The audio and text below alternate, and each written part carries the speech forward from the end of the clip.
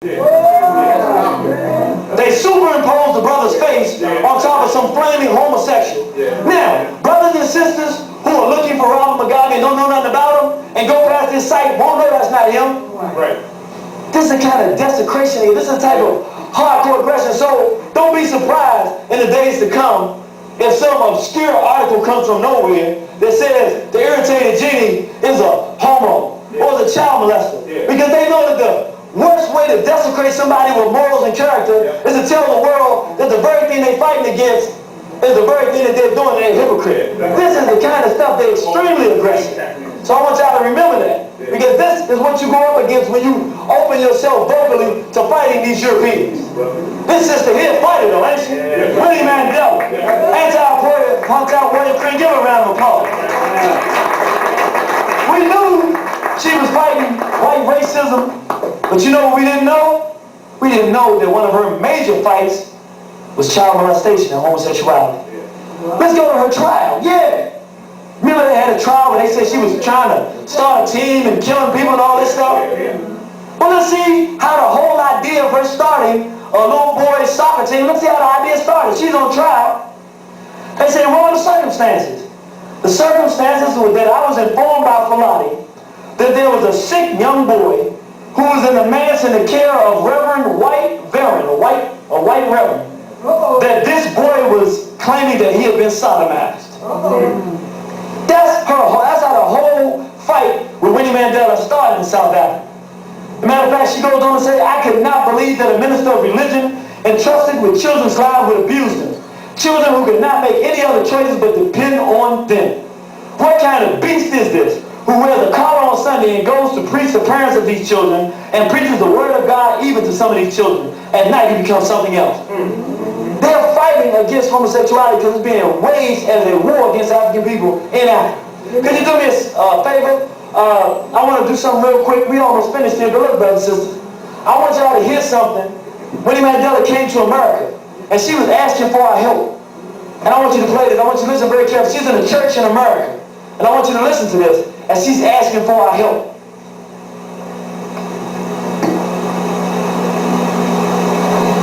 Listen real closely, brothers and sisters. Because when you're going for assistance, you better make sure you go to the right place.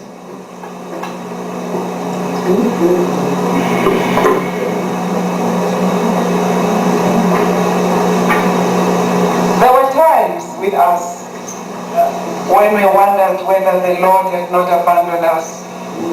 When the killings, unnecessary killings, continue to this day.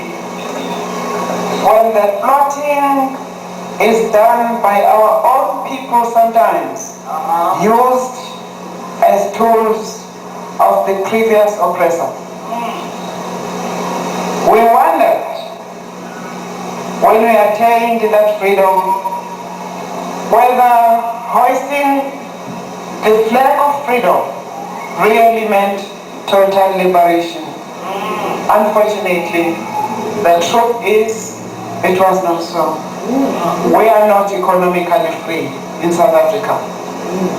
And that is why I repeat again, listen, we need you, we need your skills, we need you to come and teach our children how to live in love with your previous oppressor.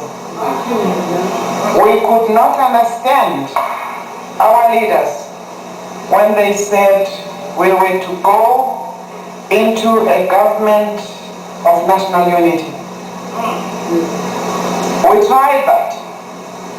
Those of us who were in the forefront of throwing stones and fighting physically the enemy, we predicted it would not work. And indeed, the Nationalist Party walked out and left us in the lurch. That's good. Now I want you to understand, she's coming to America asking for us to assist South Africa in their fight, but she thinks because she sees some individuals wearing African garb and they're in a church, she thinks there's some power in the black church. And because they wear African attire and African clothing, that she's talking to Africans who are going to stand on African principles. But the church she went to was church. And so I want you to hear what Winnie Mandela didn't know about the leader of Union Temple Baptist Church and what his real agenda was. Let's play this.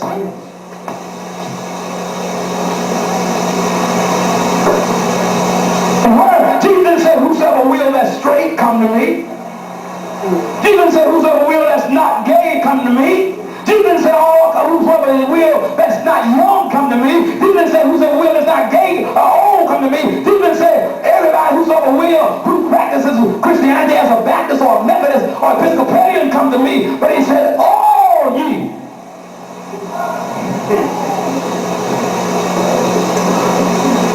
We say very quickly, God loves the sinner, but he hates the sinner. And we kind of selective when we say that. We can identify one group of people. And when we really say that, what we're really saying is we hate you. Because God hates all. We think that God hates what you do.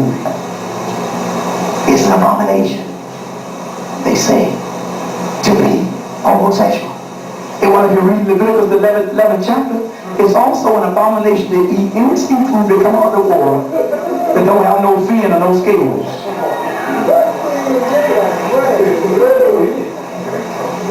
Did you read any seafood that don't have no scales? Did you read any seafood that don't have no fins? And we pretend like we got it all together. Thank you, brother.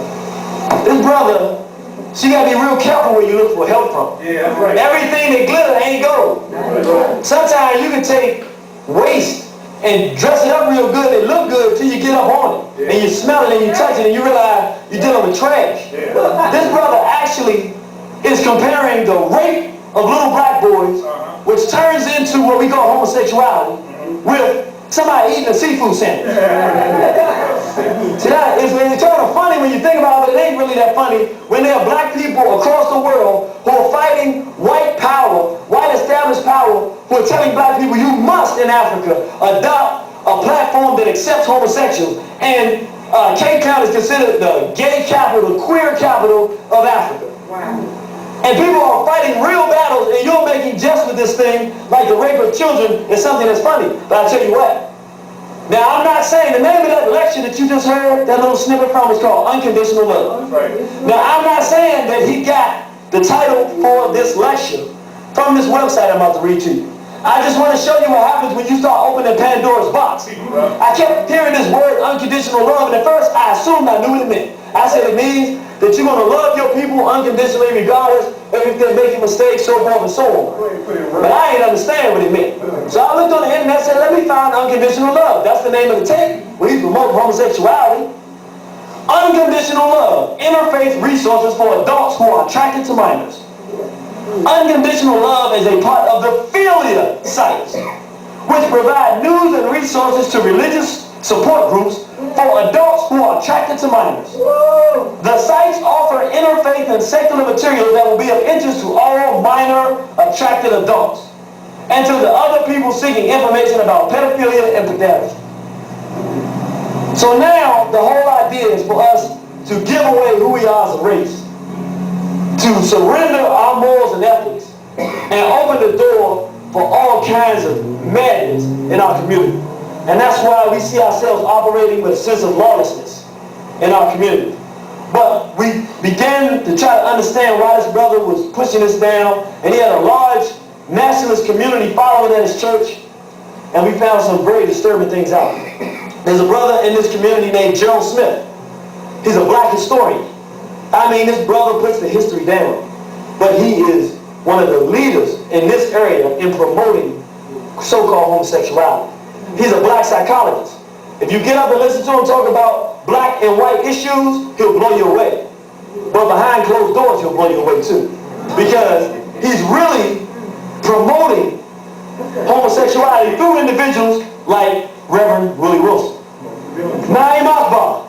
We got to call him out, brothers and sisters. Call him out. We love the books that he produced for our people because there's some strong books, but we did not know that he had a hidden agenda to mirror our struggle against white power with this thing we call white sex. the rape of our children, homosexuality, and us folding and falling apart as a race. Now ain't my fault. Yeah, right amongst us, brothers and sisters. And George Augustus Stallings, another one, burning up the white Jesus, but find out why he had to leave the Catholic Church. I didn't go no further with that one. All these individuals surrounding this guy we call Reverend Wilson. But will no one fight back? Is there no one on the scene to fight back? Let's see. This is an article in the Gay Blade. So you know we didn't write this article.